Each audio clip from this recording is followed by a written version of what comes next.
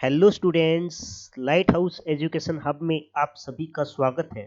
तो dear students, आज के सेशन में हम बात करने वाले हैं एसएससी जीडी के मॉक टेस्ट नंबर 02 के बारे में। इससे पहले कि एक मॉक हम यहाँ पे लगा चुके हैं, आज हमारा ये सेकंड मॉक है। यहाँ पे हम बात करेंगे रीजनिंग, मैथ और हिंदी तीनों सब्जेक्ट के बारे में। बच्चों ध्यान दीजिएगा, रोज सुबह 10 बजे यानी कि रोजाना सुबह 10 बजे आपका ये मॉक टेस्ट प्रारंभ होता है। अगर आपको टाइम चेंज करवाना हो तो आप कमेंट बॉक्स में ज़रूर बताएं।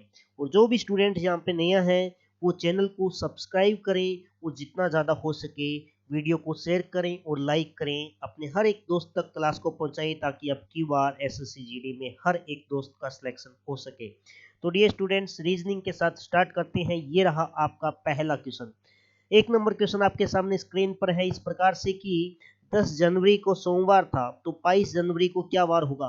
बच्चों 10 जनवरी से 22 जनवरी, आपको 10 जनवरी का वार दिया है और 22 जनवरी का आपको वार पूछा था। आप डायरेक्ट कहोगे सर 10 जनवरी से 22 जनवरी डिफरेंस हमारे पास कितने का आ गया, 12 का। इसमें से 7 घटाएंगे तो बचेगा कितना, 5। यानी कि सोमवार से 5 दिन आगे जाएंगे, सोमवार से 5 दिन आगे बढ़ेंगे तो आपको ऑप्शन नंबर ए शनिवार मिल जाएगा। ऑप्शन नंबर ए शनिवार, जिस किसी बच्चे का ऑप्शन नंबर ए है वो बिल्कुल सही है। तो डियर स्टूडेंट्स, इसी के साथ में अगले क्वेश्चन की ओर बढ़ते हैं। इस प्रकार के क्वेश्चन एसएससी जीडी में बहुत बार देखने को मिलते हैं। तो डियर स्टूडेंट्स, गलती मत कीजिएगा ऐसे क्वेश्चनों को करने के लिए।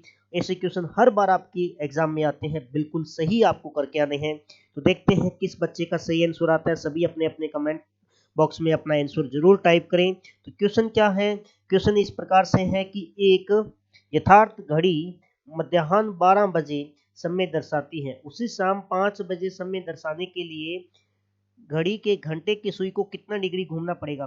देखो, घंटे की सुई दोपहर में 12 बजे यहाँ पे होती है, शाम को 5 बजे तक का समय दिखाना है। तो यहाँ तक जो सुई चलेगी वो आपसे पूछा है कितना डिग्री उसको चलना पड़ेगा। तो आपको पता है कि 1 आवर्स में घंटे वाली सुई कितना चलती है, 30 डिग्री चलती है। तो सर 5 घंटों में घंटे वाली सुई कितना चलेगी, 150 डिग्री चले गई। तो जिसका ऑप्शन नंबर ए टिक किया वो बिल्कुल सही है। तो अब चलते हैं अगले क्वेश्चन की ओर। अगले क्वेश्चन में क्या होता है देखते हैं। तो बच्चों टाइम बिल्कुल भी खराब नहीं करना है आपको, ये एग्जाम का आपका टाइम है, बहुत इंपॉर्टेंट टाइम है। यहाँ पे मैं आपको कम से कम 50, यहाँ पे कम से कम आपको 50 मॉक टेस्ट कराने वाला हूँ। तो इसलिए चैनल को सब्सक्राइब करना और लाइक करना तो बनता है। तो डियर स्टूडेंट्स, अगला क्वेश्चन है आपका। एक घड़ी में 6:15 का समय है, तो दर्पण में देखने पर आपको क्या समय दिखेगा। देखिएगा, दर्पण प्रतिबिंब का क्वेश्चन है। दर्पण प्रतिबिंब का क्वेश्चन कैसे करते हैं, आप सभी बच्चों को पता है, जब घंटे के साथ में मिनट भी दी हुई होती है तो हम हमेशा 11:60 में से गिवन टाइम को घटा देते हैं। 11:60 में से गिवन टाइम को घटा देते हैं तो हमारे पास कितना बच जाएगा, 5:45। 5:45 यानी कि ऑप्शन नंबर डी आपका बिल्कुल सही जवाब हो जाएगा। तो डियर स्टूडेंट्स, सेम उसी पैटर्न का अगला क्वेश्चन आपके सामने स्क्रीन पर है। तो मैं चाहूंगा कि ये क्वेश्चन आप खुद करें, ये क्वेश्चन आप खुद करें ताकि आपको भी फील होगा कि यस सर, आपको समझ भी आ रहे हैं और आप मॉक टेस्ट में बहुत अच्छे नंबर ला रहे हैं। अगर मॉक टेस्ट में आप नंबर अच्छे लाओगे तभी बच्चों आपका सिलेक्शन हो पाएगा, अन्यथा सिलेक्शन लेना बहुत मुश्किल बात है यहाँ पे। तो देखिएगा, 11:60 में से 4:45 अगर आप घटाओगे तो आप पाओगे कि 7:15 आपके पास बचने वाली हैं, जो कि ऑप्शन नंबर बी में है। जो कि ऑप्शन नंबर कितने में है, बी में। ऑप्शन नंबर बी इस क्वेश्चन का बिल्कुल सही जवाब हो जाएगा। तो बच्चों बढ़ते हैं इसी के साथ में 5 नंबर क्वेश्चन की ओर। क्वेश्चन नंबर 5 आपके सामने है। क्वेश्चन क्या है कि मैं मतलब आपके ऊपर लेके चलिएगा। आप एक नदी के किनारे पीट करके खड़े हैं। देखिएगा, इस प्रकार से हैं आपका भाई साहब, ये फेस इधर है, आपका फेस इधर है, आप इधर देख रहे हैं। ओके, तो इस साइड आपकी पीठ हुई और पीठ की साइड में आपकी क्या है, नदी है। ये आपके पीठ की साइड क्या है, नदी है। पानी में स्वतंत्र बहता हुआ पदार्थ मेरी बाईं ओर से दाईं ओर जा रहा है। देखिएगा, आपने क्या किया, पानी में स्वतंत्र बहता हुआ पदार्थ आपके बाईं ओर से दाईं ओर जा रहा है। यानी कि आप ऐसे काम करिएगा, आप मानिएगा आप ऊपर की साइड इधर देख रहे हैं और इस साइड आपके यहाँ पे ये पूरी नदी है, आपकी इस साइड आपने पीट कर रखी है, आप ऊपर की साइड देख रहे हैं। तो आपकी क्या हुआ, वहां पे आपकी बाईं से दाईं ओर आपके जा रहा है। देखिएगा आपके बाएं से दाईं ओर पानी में स्वतंत्र बहता हुआ पदार्थ जा रहा है। तो आप ये देखेंगे कि यहाँ पे बाईं ओर से दाईं ओर अगर हमें कोई पदार्थ बहाना है तो आप कहोगे सर यहाँ पे अगर हम बात करते हैं बाईं ओर से, यहाँ पे हमारे पास दाईं ओर हमें बहना है तो पदार्थ इस प्रकार से बहता हुआ जा रहा है। तो नदी के पश्चिम से पूर्व की ओर वह है। यदि नदी पश्चिम से पूर्व की ओर बह रही है यानी कि यहाँ पे ये साइड आपकी कौन सी हो जाएगी, पश्चिम हो जाएगी, और ये आपकी कौन सी हो जाएगी, पूर्व हो जाएगी। तो आपका मुंह किस साइड में है ये आपको बताना है। तो वेरी गुड, बिल्कुल सही उत्तर आपका आंसर हो जाएगा किस साइड में, उत्तर दिशा में। आपका आंसर ऑप्शन नंबर सी। जिस किसी भी बच्चे ने ऑप्शन नंबर सी उत्तर दिशा सिलेक्ट किया है वो बिल्कुल सही है, क्योंकि आपको पता है पूर्व पश्चिम इस साइड उत्तर, फिर इस साइड कौन सा हो जाएगा, दक्षिण होने वाला है। तो इसलिए आपका सही आंसर हो जाएगा उत्तर दिशा, यानी कि ऑप्शन नंबर सी। तो चलते हैं अगले और। देखिएगा बच्चों, अब हम बात करने वाले मैथ के बारे में। रीजनिंग के बाद में अब हम टॉप 5 क्वेश्चन लगाने वाले हैं मैथ के। तो मैथ का पहला क्वेश्चन आपके सामने इस प्रकार से है। क्वेश्चन क्या है, 666 को 666 को पूर्ण वर्ग बनाने के लिए उसमें सबसे छोटी कौन सी संख्या जोड़ी जानी चाहिए। तो आपको पता है 666 के बाद में, एक सेकेंड मार्कर को सही कर लेते हैं, टेक्निकल प्रॉब्लम थोड़ी सी।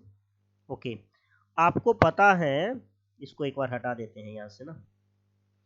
आपको पता है 666 में कितना जोड़ूं कि पूर्ण वर्ग बन जाए। तो आप पूर्ण वर्ग बनाने के लिए 10 जोड़ोगे।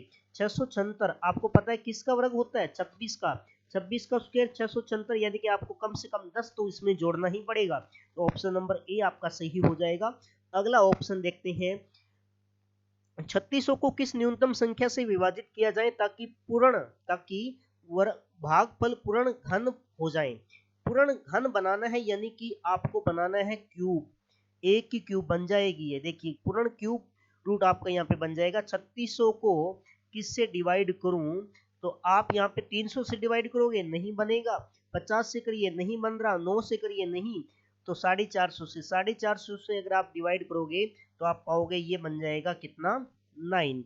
ये कितना आ जाएगा, यहाँ पे हमारे पास में 9 निकल के आ जाएगा। अच्छा कितना आ रहा है ये, ओके ओके काटिएगा। अब 45 से काटना है। 45 से आप कहोगे कितना, 2 बार 18 और 5 बार 10। ओके, तो इस प्रकार से आपका ये निकल के आ जाएगा। तो किसका क्यूब हो रहा है यहाँ पे, 8 आ रहा है ना। 45 8 136, 8 आ गया। 8 किसका क्यूब होता है सर, 2 का क्यूब होता है। 2 का क्यूब कितना, 8 होता है। तो सर 450 से हमें भाग देना पड़ेगा 3600 को, तब जाके परफेक्ट एक घन हमारे पास बन के आ जाएगा। तो अगला क्वेश्चन देखते हैं क्या है। किसी पार्टी में 120 सदस्य हैं, इनमें से 2/3 भाग पुरुष हैं। देखिएगा 120 का 2/3 भाग यानी कि 40 दूनी 80, 80 तो पुरुष हैं, तो पीछे बची कितनी महिलाएं, महिलाएं हो जाएगी कितनी बच्चों, 40 हो जाएगी। 12 महिलाएं सदस्यों को सिवाय, 12 महिला सदस्यों के सिवाय सभी सदस्य विवाहित हैं। तो क्लब में कितनी महिलाएं विवाहित सदस्य हैं, तो 40 में से 12 तो क्या है, 12 विवाहित हैं। एक सेकंड, क्या है, 12 महिलाएं सदस्यों के सिवाय सभी सदस्य विवाहित हैं। 12 महिलाएं जो हैं इनके सिवाय बाकी सभी विवाहित हैं। ऐसे लिखना था, बाकी सभी विवाहित हैं, यहाँ पे ऐसे लिखना है बाकी, यहाँ पे मिस्टेक है कि सिवाय, हाँ सिवाय ले लो या बाकी ले लो एक ही बात है। तो 12 इसमें से घटाओगे तो आपके पास कितना बचेगा, 28, यानी कि 28 महिलाएं वो हैं जो विवाहित हैं और 12 अविवाहित हैं। तो आपसे पूछा कितनी महिलाएं विवाहित हैं, तो 12 28। तो आंसर हो जाएगा आपका ए ऑप्शन यानी कि 28। बढ़ते हैं आगे। पिता एवं पुत्र की वर्तमान आयु एक साथ मिलाकर 40 वर्ष है।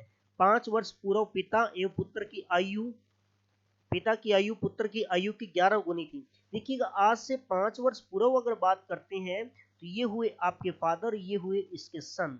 तो पिता की आयु पुत्र की आयु की 11 गुनी, पुत्र की आयु अगर 1 थी तो पिता की आयु कितनी थी, 11 थी, यही होगा। आज से 5 वर्ष पूर्व। देखिएगा वर्तमान में दोनों की आयु मिलाते हैं तो कितना बनता है, 46। तो आप कहोगे आज दोनों की 40 है, इसमें से 5 तो अगर 5 वर्ष पूर्व निकालना है तो 5 तो पिता के और 5 पुत्र के, यानी कि 10 घटाओगे तो 36 आएगा। और वास्तव में अनुपात में जोड़ें कितना आ रहा है, 12। 12 की वैल्यू 36, तो 1 की वैल्यू कितना है 3 है। तो हमें बताना है 5 वर्ष बाद पुत्र की आयु। तो आज से 5 वर्ष पहले कितनी थी 3 वर्ष, 1 की वैल्यू 3, तो 5 वर्ष बाद, तो आज से ये तो 5 वर्ष पूर्व थी 3, तो वर्तमान में अगर बात करें तो पुत्र की आयु होगी 5 और 3 8, और इससे 5 वर्ष बाद और हमें निकालना है तो 5 और प्लस करेंगे, तो हम कहेंगे पुत्र की आयु कितनी हो जाएगी 5 वर्ष बाद में 13 वर्ष। Option number A is the right answer. तो बच्चों इस प्रकार के क्वेश्चन बहुत बार एग्जाम में देखने को मिलते हैं। ए से संबंधित आपके क्वेश्चन हर बार एग्जाम में आते ही आते हैं।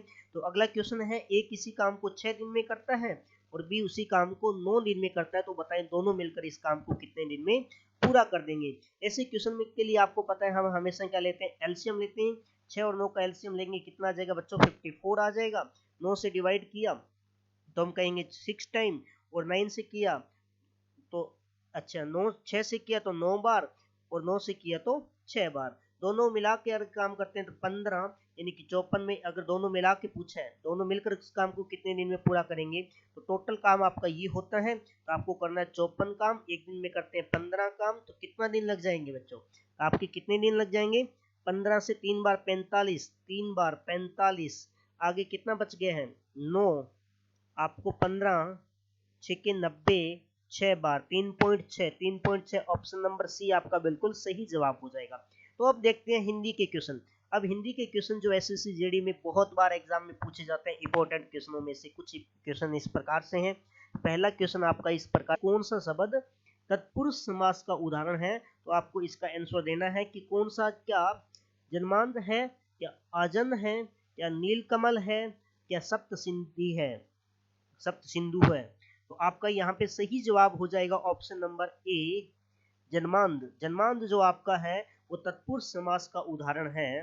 तो अगला क्वेश्चन आपका हिंदी का क्या है कि निम्नलिखित में से किस शब्द में समास है, देखिएगा, राज्याध्यक्ष, राजा रानी, यथाशक्ति, उपरोक्त सभी में कौन सा वो शब्द है जिसमें समास है, तो यहाँ पे समास है आपका किसमें, राज्याध्यक्ष, अच्छा नहीं राजाध्यक्ष नहीं बच्चों, यहाँ पे हो जाएगा राजाध्यक्ष में, इसमें भी तो है यस, और राजा रानी, राजा रानी इसमें भी समास है, यथाशक्ति, फिर आपका ऑप्शन नंबर डी आप पे करेक्ट हो जाएगा, उपरोक्त सभी। जिस भी बच्चे ने डी ऑप्शन दिया है उसका वेरी गुड, बहुत सही है।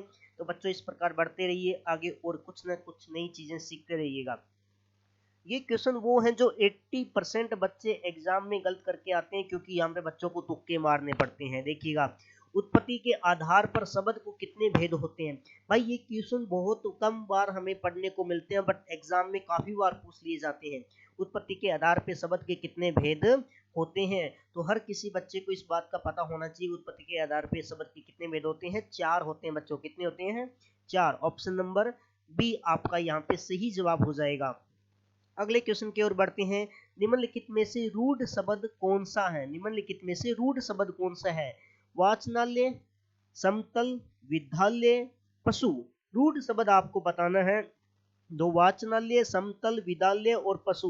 तो यहाँ पे बच्चों आपका रूढ़ शब्द जो है वो हो जाएगा पशु। रूढ़ शब्द आपका कौन सा हो जाएगा, यहाँ पे पशु हो जाएगा। इस क्वेश्चन का सही जवाब ऑप्शन नंबर डी हो जाएगा।